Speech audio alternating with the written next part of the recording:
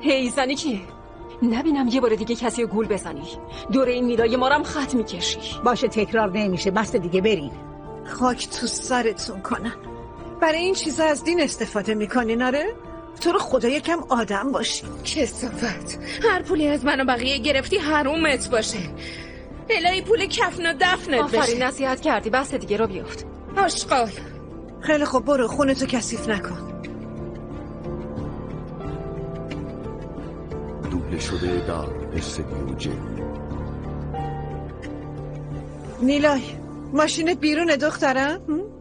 آره مامان، دم در پارکی. خیلی خب تو برو خونه با هم حرف میزنیم.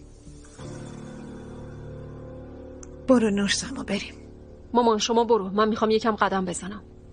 باش تو هم قدم بزن.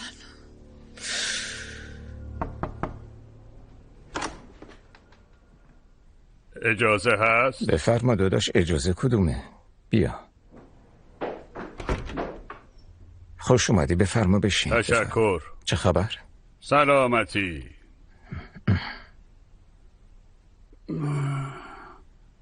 آذرخش خانوم اومد. آذرخش؟ من خبردار نشدم. اومده بود دیدن من.